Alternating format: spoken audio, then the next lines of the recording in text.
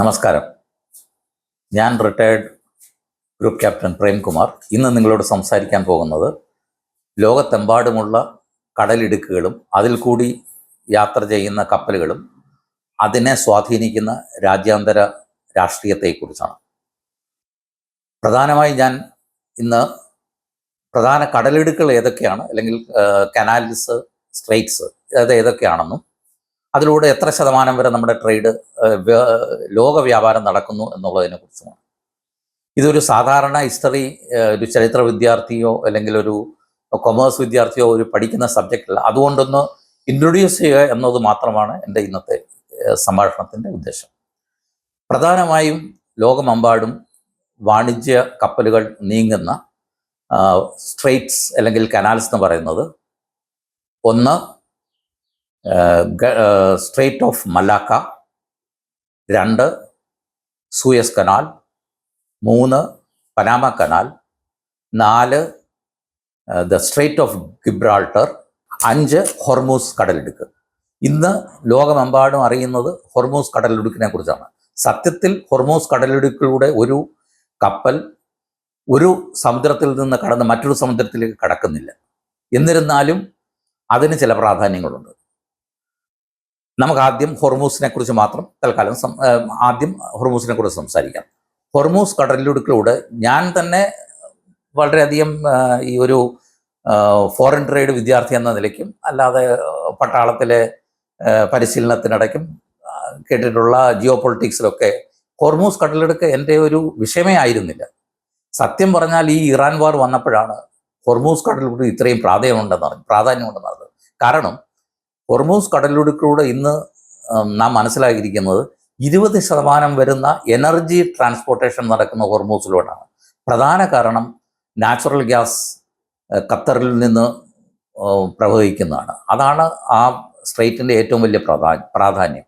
അല്ലാതെ നോക്കുകയാണെങ്കിൽ ലോക വാണിജ്യത്തിൽ വളരെ കുറച്ച് സ്പേസ് മാത്രമേ അത് എടുക്കുന്നുള്ളൂ. പക്ഷേ ഇന്നത്തെ കാലത്ത് എനർജിയുടെ പ്രാധാന്യം കൊണ്ട് ഈ 20% എനർജി എന്ന പ്രതിഭാസം ഹോർമൂസ് കടലിടുക്കിനെ വളരെ ഇമ്പോർട്ടൻ്റ് നാവിക അല്ലെങ്കിൽ വാണിജ്യ സ്ട്രെയ്റ്റിലെ ഒരു പ്രധാന കണ്ണിയാക്കി മാറ്റിയിരിക്കുകയാണ്. ഇനി നമുക്ക് മറ്റ് സ്ട്രെയ്റ്റുകളിലേക്ക് നോക്കാം. കാരണം ഒരു ചരിത്ര വിദ്യാർത്ഥിക്കോ ഇല്ലെങ്കിൽ ഒരു ഫോറിൻ ട്രേഡ് സ്പെഷ്യലിസ്റ്റ് ആകുന്ന അല്ലെങ്കിൽ അതിനെക്കുറിച്ച് മാനേജ്മെൻറ്റ് പഠിക്കുന്ന ഒരു വിദ്യാർത്ഥിക്കോ ഭാവിയിൽ നമ്മൾ ഏതിനാണ് കൂടുതൽ ഇമ്പോർട്ടൻസ് കൊടുക്കേണ്ടത് എന്ന് നമുക്ക് മനസ്സിലാക്കാൻ വേണ്ടി ഇത് അറിഞ്ഞിരിക്കേണ്ടത് അത്യാവശ്യമാണ്. പ്രത്യേകിച്ചും ഇന്ത്യയെക്കുറിച്ച്. ഇന്ത്യയിലേക്ക് സ്വാധീനമുള്ളതും ഇന്ത്യ ഏറ്റവും കൂടുതൽ, അല്ലെങ്കിൽ ഫ്യൂച്ചർ ഇന്ത്യ ഏറ്റവും കൂടുതൽ നോക്കിയിരിക്കേണ്ടതുമായ ഒരു സ്ട്രെയ്റ്റാണ് സ്ട്രെയ്റ്റ് ഓഫ് മലാക്ക. മലേഷ്യൻ ദ്വീപ് സമൂഹത്തിൻ്റെയും അല്ലെങ്കിൽ അതിൻ്റെ അറ്റത്തായിട്ട് സിംഗപ്പൂർ എന്ന് പറയുന്ന സിറ്റി സ്റ്റേറ്റും, ഇപ്പുറത്ത് മലേഷ്യയും പിന്നെ ഇന്തോനേഷ്യയും വരുന്ന ഒരു സ്ട്രെയ്റ്റാണ് സ്ട്രെയ്റ്റ് ഓഫ് മലാക്ക. ഈ മലാക്ക സ്വാധീനിക്കുന്നതിന് വേണ്ടിയാണ് നാം ഇന്ന് ആൻഡമാൻ ദ്വീപ് സമൂഹത്തിൻ്റെ ക്യാമ്പൽ ബേ വരെയുള്ള സ്ഥലങ്ങൾ നമ്മുടെ ഇന്ദിരാ പോയിന്റ് എന്ന് പറയുന്ന അവിടം വരെ നമ്മൾ നമ്മുടെ അധീനതയിലാക്കി. ബേ ഓഫ് ബംഗാൾ നമ്മുടെയാണെന്ന് പറഞ്ഞ് നാം ഏതാണ്ട് ക്യാമ്പൽ ബേയിൽ നിന്ന് നോക്കിയാൽ രാത്രിയിൽ നമുക്ക് ഇന്തോനേഷ്യയുടെ വിളക്കുകൾ കാണാം. അത്ര അടുത്ത് വരെ നമ്മൾ നിൽക്കുകയാണ്. നമ്മുടെ അധീനതയിൽ വരുന്ന സ്ഥലമാണ് സ്ട്രെയ്റ്റ് ഓഫ് മലാക്ക. ഈ മലാക്കയിലൂടെയാണ് ഇന്ന് വേൾഡ് എമ്പാടും നടക്കുന്ന 30 മുതൽ 40% സീ ട്രേഡ് നടക്കുന്ന മലാക്ക സ്ട്രെയ്റ്റിലൂടെയുണ്ട്. കാരണം ചൈനയുടെ ട്രേഡിൻ്റെ മാക്സിമം ഭാഗവും, അതായത് യൂറോപ്പ് വരെയുള്ള എല്ലാ ചരക്ക് കപ്പലുകളും പോകുന്നത് മലാക്കയിൽ നിന്ന് വന്ന് ബംഗാൾ ഉൾക്കടലിൽ കൂടെ കയറി അറേബ്യൻ സീ വഴി സൂയസ് കനാൽ വഴിയാണത് ജിബ്രാൾട്ടറും കടന്നാണ് യൂറോപ്പിലും ഇല്ലെങ്കിൽ മറ്റ് നോർത്ത് ആഫ്രിക്കൻ സ്റ്റേറ്റുകളിലും പോകുന്നത് അതുവഴിയാണ്. അഥവാ നേരിട്ട് ചൈനയ്ക്ക് അമേരിക്കയിലേക്കോ സൗത്ത് അമേരിക്കയിലോ സാധനം അയക്കണമെങ്കിൽ അത് ഷാങ്കായിൽ നിന്ന് ഹോണോലുലു വഴി ലോസ് ആഞ്ചലസിൽ ലാൻഡ് ചെയ്യാം, അല്ലെങ്കിൽ സൗത്ത് അമേരിക്കൻ സിറ്റികളിൽ എവിടെയെങ്കിലും ലാൻഡ് ചെയ്യാം, ചിലിയിലോ എവിടെയെങ്കിലും. പക്ഷേ ബാക്കിയുള്ള ട്രേഡ് കംപ്ലീറ്റ് ആയിട്ട് ഈ മലാക്കയിൽ കൂടെ തന്നെ വേണം പോകാൻ. ചൈന ഒരുപക്ഷെ അവകാശപ്പെടും, ഞങ്ങൾക്ക് മലാക്ക അല്ലാതെ വേറൊരു ചാനലുണ്ട്, അതിനെ സർക്കംവെന്റ് ചെയ്ത് പോകാം എന്ന് പറയും. എന്നിരുന്നാലും അവർക്ക് ലാഭമായി പോകാൻ പറ്റുന്ന സീ ചാനൽ ഇത് മാത്രമാണ്. ഇതുകൊണ്ട് മാത്രമാണ് അവർ ചൈന മയാൻമാർ എക്കണോമിക് കോറിഡോറും ചൈന പാകിസ്ഥാൻ എക്കണോമിക് കോറിഡോറും വഴി ഈ മലാക്ക ബൈപ്പാസ് ചെയ്ത് അവർ സൂയസ് കനാലിലേക്ക് നേരിട്ടെത്താൻ ശ്രമിക്കുന്നത്. കാരണം മയാൻമാറിൽ ഇറങ്ങിക്കഴിഞ്ഞാൽ അവർ ബേ ഓഫ് ബംഗാളിൽ നേരിട്ട് ഇറങ്ങിക്കഴിഞ്ഞു. പക്ഷേ ഈ പാകിസ്ഥാനിൽ എത്തണമെങ്കിൽ അവർക്ക് വലിയൊരു ദൂരം ട്രെയിനിൽ എത്തിക്കേണ്ടതുണ്ട്. ഒരു 20-25 എനിക്ക് തീർത്തും പറയാൻ പറ്റില്ല, എന്നാലും ഒരു 50 ട്രെയിനെങ്കിലും ഉൾക്കൊള്ളുന്ന കണ്ടെയ്നേഴ്സ് ഒരു കപ്പലിൽ സുഖമായിട്ട് കയറി പോകും. അപ്പോൾ അത് ട്രെയിനിൽ കൊണ്ടുവരുന്നത് എത്രയായാലും നഷ്ടമാണ്. എന്നിരുന്നാൽ പോലും അവരത് ബിൽഡപ്പ് ചെയ്യുന്നതിന് പ്രധാന കാര്യം ഈ മലാക്ക സ്ട്രെയിറ്റിനെ ബൈപ്പാസ് ചെയ്യാനാണ്. മലാക്ക സ്ട്രെയിറ്റിലൂടെയുള്ള ഇപ്പോഴത്തെ വാണിജ്യം ഏതാണ്ട് 30 മുതൽ 40% വരെയാണ് ടോട്ടൽ സീ ട്രേഡിൻ്റെ. അതിൽ തന്നെ ഓയിൽ ട്രേഡ് ഏതാണ്ട് 30% അതുവഴി നടക്കുന്നുണ്ട്. മലാക്ക സ്ട്രെയിറ്റിൻ്റെ ഒരു പ്രത്യേകത, അതിൻ്റെ ആകെ വിഡ്ത്ത് പറയുന്നത് 65 കിലോമീറ്ററും ഏറ്റവും കുറഞ്ഞ വീതി എന്ന് പറയുന്നത് 2.8 കിലോമീറ്ററുമാണ്. സിംഗപ്പൂരിൻ്റെ അടുത്ത് ഉള്ള ഐലൻഡുകളുടെ ഇടയ്ക്ക് അതിൻ്റെ വീതി ഏതാണ്ട് 2.8 കിലോമീറ്ററും ഡെപ്ത് 25-37 വരെ ഡെപ്തുമാണ്. ഏറ്റവും വലിയ ഒരു ഷിപ്പിംഗ് കണ്ടെയ്നർ, ഏറ്റവും ഇപ്പം നിലവിലുള്ള ഷിപ്പിംഗ് കണ്ടെയ്നറിന് വേണ്ട ഡെപ്ത് എന്ന് പറയുന്നത്, അതിൻ്റെ അവർ ഡ്രാഫ്റ്റ് എന്ന് പറയും കപ്പൽ നാവിക ഭാഷയിൽ. ഡ്രാഫ്റ്റ് എന്ന് പറയുന്നത് 24 മീറ്റർ ഡെപ്ത് വേണം അതിൻ്റെ ഡിസ്പ്ലേസ്മെൻറ്റ് വോളിയം. അപ്പോൾ അത്രയും ഉണ്ടെങ്കിലേ ഒരു കപ്പൽ ഒരു സ്ട്രെയിറ്റിലൂടെ ഒരു കനാലിലൂടെ കടന്നു പോകുള്ളൂ. ഇനി നമുക്ക് മറ്റുള്ള ചില കനാലുകളെക്കുറിച്ച് സംസാരിക്കാം. മലാക്കയാണ് ഇന്ത്യൻ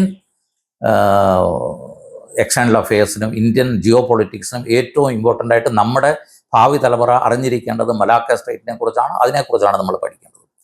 മറ്റ് ഒരു സ്ട്രെയിറ്റ് എന്ന് പറയുന്നതാണ് പനാമ. അതായത് അറ്റ്ലാന്റിക് ഓഷ്യനെ പസഫിക് ഓഷ്യനുമായിട്ട് കണക്ട് ചെയ്യുന്ന കനാലാണ് Panama canal. Panama canal Atlantic ocean എന്ന് പറഞ്ഞാലും അത് കരീബിയൻ സീ, നമ്മുടെ വെസ്റ്റ് ഇൻഡീസും പിന്നെ ട്രിനാഡ് ടൊബാഗോ അതൊക്കെ ഉൾപ്പെടുന്ന ആ സീയാണ് കരീബിയൻ സീ. അവിടെ നിന്ന് കണക്ട് ചെയ്യുന്നതാണ് അത്. പക്ഷേ ടോട്ടലായിട്ട് ഇപ്പം പനാമ സിറ്റി എന്ന് പറയുന്ന ഒരു കൺട്രിയുടെ കയ്യിലാണ്. അമേരിക്ക പണിത് അവർക്ക് ഹാൻഡ് ഓവർ ചെയ്ത ഒരു പനാമ കനാൽ അതോറിറ്റിയോ മറ്റോ ആണ് ഇപ്പോൾ അത് നിയന്ത്രിക്കുന്നത്. അതിൻ്റെ വീതി എന്ന് പറയുന്നത് 33 മുതൽ 55 മീറ്റർ വരെ വീതിയും 14 മുതൽ 26 മീറ്റർ ഡെപ്തുമുള്ള ഒരു കനാലാണ്. 82 കിലോമീറ്റർ നീളവുമുണ്ട്. പക്ഷെ അതിൻ്റെ പ്രത്യേകത, അത് 4-5 ചേംബറുകളിൽ കൂടി ഡോക്ക് ഗേറ്റുകൾ വഴി കടത്തിയാണ് ഈ ഷിപ്പിനെ അപ്പുറത്തെത്തിക്കുന്നത്. അതായത് അറ്റ്ലാന്റിക് ഓഷ്യനിൽ നിന്ന് ഒരു ഷിപ്പ് അപ്പുറത്തോട്ട് കടക്കണമെങ്കിൽ ഇതിനെ ഇത്രയും ഡോക്കുകളിലൂടെ കയറ്റി. ഞാനൊരു ഷിപ്പ് ക്യാപ്റ്റനുമായിട്ട് വളരെ നീണ്ട സംഭാഷണത്തിന് ശേഷം പിടികിട്ടിയ ഒരു വിവരമാണ്. അതിനെക്കുറിച്ചുള്ള ഒരു സംഭാഷണം തന്നെ 2 മണിക്കൂർ നീണ്ടുപോകുന്ന ഒരു സംഭാഷണമാണ്. അതിനകത്തൂടെ കയറ്റിയാണ്. ഇതിന് 8 മണിക്കൂർ സമയമെടുക്കും ഒരു കപ്പൽ ഇവിടെ ക്രോസ് ചെയ്ത് അപ്പുറം. അത് കാരണം ആദ്യം അറ്റ്ലാന്റിക് സീയുടെ ലെവലിൽ കപ്പലിനെ കയറ്റി നിർത്തി അതിനെ വേറൊരു ചേംബറുമായിട്ട് കണക്ട് ചെയ്ത് അതിൽ ഫ്രഷ് വാട്ടർ വെള്ളം കയറ്റി ഈ കപ്പലിനെ പൊക്കിയിട്ട് ഈ ഗേറ്റ് തുറന്നു വിട്ടിട്ട് ഗേറ്റിൽ നിന്ന് അടുത്ത ഗേറ്റിലേക്ക് കടത്തി അങ്ങനെ ഇതിനെ പടിപടിയായി ഉയർത്തും. ആദ്യം ഉയർത്തി കഴിഞ്ഞിട്ട് പടിപടിയായിട്ട് താക്കും. അങ്ങനെ 5 ചേംബറിലൂടെ കയറ്റിയാണ് ഇതിനെ പസഫിക് ഓഷ്യനിലേക്ക് എത്തിക്കുന്നത്. പ്രധാനമായ പ്രശ്നം, ഇതിനെ തുടർന്ന് വെട്ടി തുറന്നു കഴിഞ്ഞാൽ, ഒരുപക്ഷെ വെട്ടി തുറക്കാമായിരിക്കും, എനിക്ക് അതിൻ്റെ എഞ്ചിനീയറിംഗ് ഇൻഡ്രിക്കസീസ് അറിയില്ല, എന്നിരുന്നാലും വെട്ടി തുറന്നു കഴിഞ്ഞാൽ ഇത് ഫുള്ളായിട്ട് ഒരു സലൈൻ എൻവറോൺമെൻ്റ് ആയിട്ട് മാറും. ഈ പനാമ എന്ന് പറയുന്ന സിറ്റി ഒരു ഫ്രഷ് വാട്ടർ എൻവോൺമെൻറ്റും എക്കോസിസ്റ്റം ഉള്ളതല്ല. അത് അവർക്ക് നശിപ്പിക്കാൻ പറ്റാത്തത് കൊണ്ടാണ് ഇതിങ്ങനെ മെയിൻറ്റെയിൻ ചെയ്തിരിക്കുന്നത്. അങ്ങനെ പടിപടിയായി കപ്പലിനെ ഉയർത്തുകയും പടിപടിയായി താത്തുമാണ് ഇതിനകത്തൂടെ കയറ്റിവിടുന്നത്. പക്ഷേ ഈ കനാലിൽ കൂടെയുള്ള ടോട്ടൽ സീ ട്രേഡിൻ്റെ വോളിയം എന്ന് പറയുന്നത് വാണിജ്യ അടിസ്ഥാനത്തിൽ, അതായത് ഡോളറിൻ്റെ അടിസ്ഥാനത്തിൽ പറയുമ്പോൾ 5% മാത്രമേ ഉള്ളൂ. അപ്പോൾ അതിനെക്കുറിച്ച് ആരും വഴക്കിടില്ല, അതിനെക്കുറിച്ച് ആരും യുദ്ധം ചെയ്യില്ല, ആർക്കും ഒരു പ്രശ്നവുമില്ല. പിന്നെ അപ്പം ഇതിൻ്റെ പണ്ട് പറഞ്ഞിരുന്ന പേര് ഇസ്തമസ് ഓഫ് പനാമ എന്നായിരുന്നു. അതായത് ആ ഒരു ഇടുങ്ങിയ പ്രദേശത്തെ വെട്ടിമുറിച്ചാണ് ഈ 5 പടിയായി ഉയർത്തുകയും താക്കുകയും ചെയ്യുന്ന ഈ കനാൽ ഉണ്ടാക്കിയെടുത്തത്. അതാണ് പനാമ കനാലിൻ്റെ സിഗ്നിഫിക്കൻസ്. അത്രയും മാത്രം. ഈ 5% പൈസയുടെ കഥയാണ് ഇതിൻ്റെ എൻ്റയർ കഥ. അപ്പം പനാമ കനാലിനേക്കാൾ ഇമ്പോർട്ടൻ്റ് ഹോർമോസിലുണ്ടെന്ന് മനസ്സിലായല്ലോ. അതിൽ നിന്ന് 20% ടോട്ടൽ സീ ട്രേഡിൻ്റെ എത്ര ശതമാനം വരുമെന്ന് എനിക്കറിയില്ല.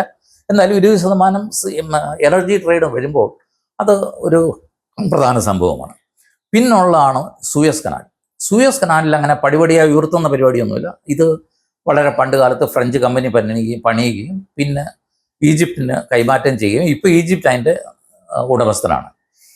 സൂയസ് കനാലിലൂടെ കടന്നു പോകുന്ന ഷിപ്പിൻ്റെ ടോട്ടൽ സീ ട്രേഡിൻ്റെ വോളിയം എന്ന് പറഞ്ഞാൽ 15%.